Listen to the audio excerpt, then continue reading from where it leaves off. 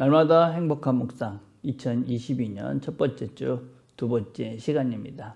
오늘은 성경을 어떻게 해석해야 되는가 하는 문제를 같이 나눠보려고 합니다. 하나님 말씀은 베드로후서 1장 16절에서 21절까지의 말씀입니다. 제가 봉독해 드리겠습니다. 우리 주 예수 그리스도의 능력과 강림하심을 너희에게 알게 한 것이 교묘히 만든 이야기를 따른 것이 아니요 우리는 그의 크신 위엄을 친히 본 자라. 지극히 큰 영광 중에서 이러한 소리가 그에게 나기를 이는 내 사랑하는 아들이요 내 기뻐하는 자라 하실 때에 그가 하나님 아버지께 존귀와 영광을 받으셨느니라. 이 소리는 우리가 그와 함께 거룩한 산에 있을 때에 하늘로부터 난 것을 들은 것이라.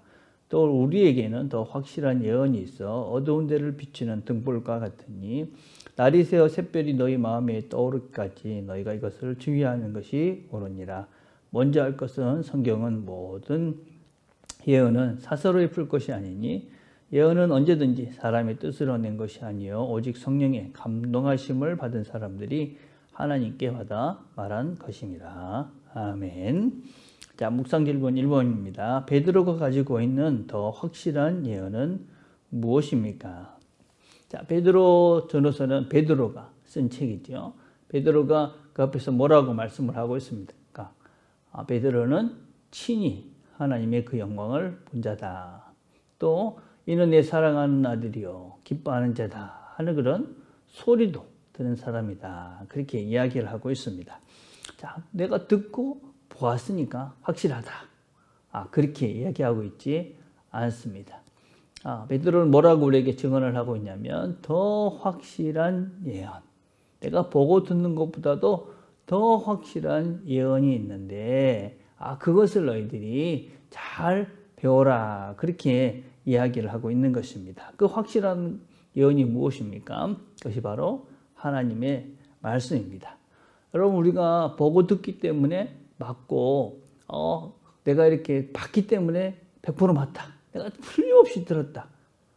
여러분 그럼에도 불구하고 우리가 듣고 보는 것은 늘 한계가 있다 하는 것입니다. 특별히 영적인 이런 체험들 우리가 영적으로 듣고 보는 것은 상당히 신비로운 세상입니다. 여러분 우리가 보고 듣고 우리가 세상 사람들이 듣지 못하고 또 보지 못하는 것을 우리가 보고 들을 수 있습니다. 그러나 그런 것들은 항상 말씀보다 앞서 있을 수는 없다 하는 것을 우리가 꼭 명심을 하셔야만 합니다.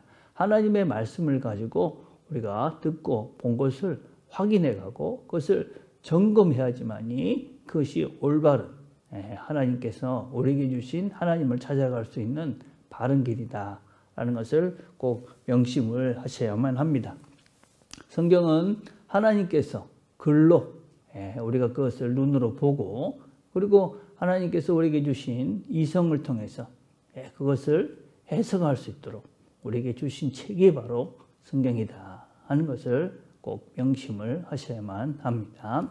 묵상 질문 2번입니다. 성경을 사사로이 해석을 해서는 안 되는 이유가 무엇이라고 생각합니까? 성경을 사사로이 해서는 안 된다. 그 말은 우리가 그냥 개인적으로 알아서 그냥 성경을 그렇게 해석해서는 안 된다 하는 것입니다. 그러니까 성경은 계시라고 우리가 이야기를 합니다. 계시라는 말은 무슨 뜻이냐면 하나님께서 우리에게 주신 것이다. 하나님이 자신을 보여주신 것이다. 그런 의미를 가지고 있습니다. 하나님께서 우리에게 주셨고 우리에게 보여주셨기 때문에 그것을 우리가 바르게 이해하기 위해서는 하나님의 도움이 필요한 것이지요. 그래서 우리가 성경은 그냥 내 마음대로 그냥 하는 것이 아니라 하나님의 도우심을 전제로 해서 우리가 성경을 이해된다 하는 것을 말하고 있는 것입니다.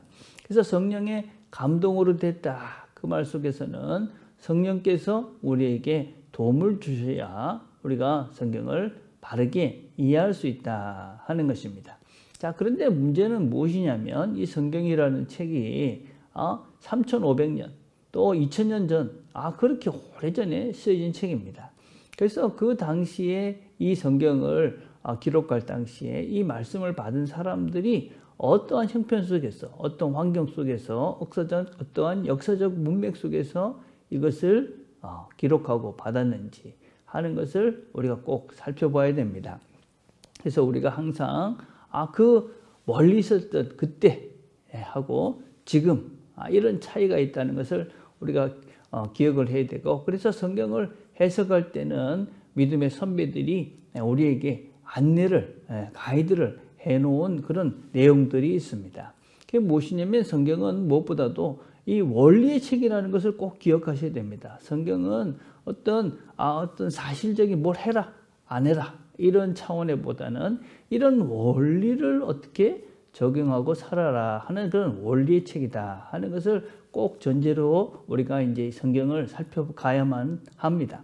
그래서 성경을 해석할 때는 세 가지 원칙이 있습니다. 첫째는 성경은 문자적으로 해석을 합니다. 그래서 그 문자가 이야기하는 것을 그대로 받는 것이죠. 그렇지만 그 문자가 이야기하는 걸 받아서 거기 속에 있는 원리를 찾는 것입니다. 쉬운 예를 들자면 십계명이 있습니다. 살인하지 말라. 그 살인하지 말라는 말은 문자적으로 우리가 그냥 받아야 됩니다. 그런데 그 문자적으로 받지만 그것이 그럼 살인하지 말라는 것이 단지 사람을 죽이지 말라 그런 의미인가? 그 이상의 의미가 있는 것이죠. 생명을 존중하라 그런 의미가 갖고 있는 것입니다. 그래서 우리가 생명을 존중하는 차원에서 전쟁이 일어나고 악한 자가 있을 때 그것을 어떻게 대처해야 되는가 하는 것은 이런 사람의 생명을 소중히 여겨라는 그 말씀의 원리를 가지고 우리가 적용을 해야만 하는 것이지요. 자, 두 번째, 우리가 성경을 이해할 때 문화적 배경을 가지고 이해를 해야 되는 면들이 대단히 많이 있습니다. 예를 들면 신약 시대에는 여자는 머리에다가 수건을 쓰고 예배당 가서 기도해라 이런 것입니다. 그건 무슨 의미냐면 그 당시에 여성들의 그 문화들 속에서 머리를 보인다는 것은 상당히, 특별히 다른 남자들에게 머리를 보인다는 것은 수치스러운 일이었습니다.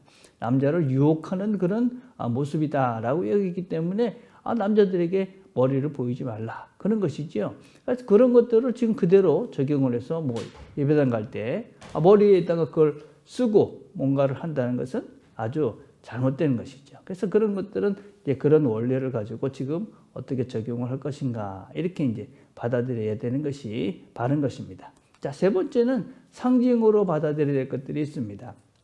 성경에는 많은 상징이 있습니다. 특별히 계시록에도 아주 많은 상징이 있죠.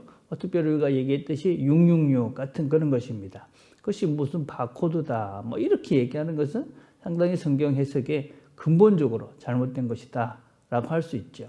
666 같은 것은 게마트리오라는 그 당시에 일종의 언어 유희에 해당하는 것입니다.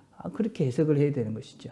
그래서 우리가 어떤 것들은 이제 상징으로, 어떤 것들은 문화적인 그런 것들을 생각하면서 해석을 해야 되고, 어떤 것들은 문자적으로 받아서 그것의 원리를 우리가 생각을 해야 되는, 그래서 우리가 성경을 해석할 때는 이런 원리들을 생각하면서 우리가 성경을 이해된다. 그래서 성경을 함부로 그냥 내 느낌대로, 내 생각대로, 내가 배운 지식을 가지고서 성경을 해석하는 것은 옳지 않다 하는 것입니다.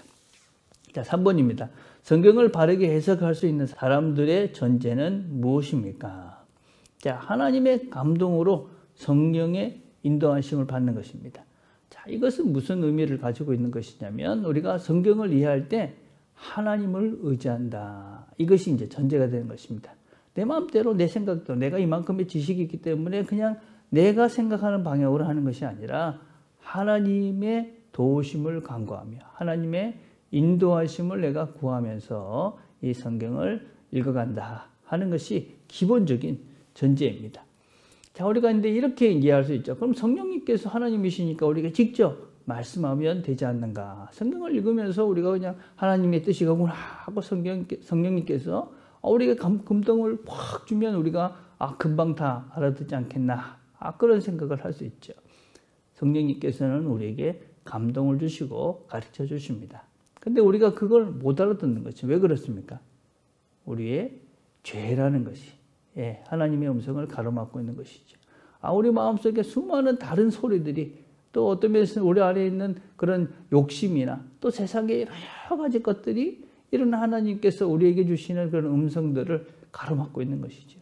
그래서 우리가 애를 써야 되는 것이죠. 그런 내 속에 있는 더러움들과 죄와 욕심과 세상의 소리들을 우리가 어떻게 다 이렇게 걷어내고 그 걷어내는 과정이 바로 성경을 공부를 하시면서 그 당시에 사람들의 생각을 하시면서 그 당시에 이 사람들이 어떤 마음으로 이 말씀을 받았는지 우리가 이제 묵상을 하면서 그러면서 우리 속에 있는 이런 죄의 말씀을 가로막고 있는 그런 죄들을 덜어내고 그리고 하나님의 음성을 하나님께서 말씀하시는 말씀을 깨달아가는 것이 바로 성경을 공부하는 시간이다 라고 할 수 있습니다.